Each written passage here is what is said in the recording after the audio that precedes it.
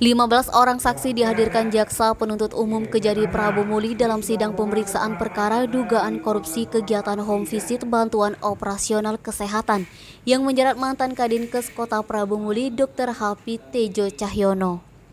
Di persidangan dengan Majelis Hakim Tipikor Palembang diketuai Mangapul Manalui SHMH Kamis 2 Juni, saksi mengaku tanda tangan laporan SPJ dana operasional kegiatan home visit tahun 2017 masing-masing sebesar 1 juta telah dipalsukan.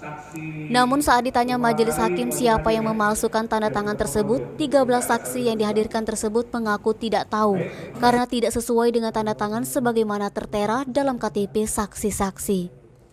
Selain menghadirkan saksi dari pihak Puskesmas, JPU Kejari Prabu Muli juga menghadirkan saksi Nur Malakari sekaligus terpidana kasus yang sama.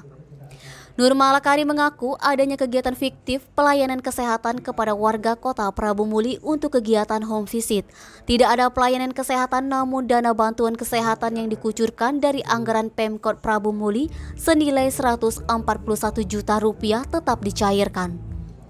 Nur Malakari mengatakan bahwa terkait anggaran 141,7 juta di tahun 2017, kegiatan pelayanan kesehatan pada saat sebelum kegiatan dipanggil Dr. Happy Tejo dan diperintahkan mendata apabila ada orang sakit jiwa, kemudian turun tetapi tidak melibatkan pihak panitia home visit.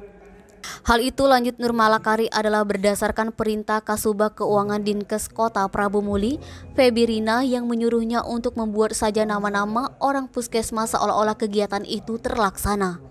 Mendengarkan keterangan tersebut, Hakim Ketua meminta kepada JPU Kejari Prabu Muli untuk menghadirkan Kasubag Keuangan serta Bendahara Dinkes Kota Prabu Muli untuk dikonfrontir terkait keterangan terdakwa Nur Malakari pada sidang selanjutnya Kamis pekan depan.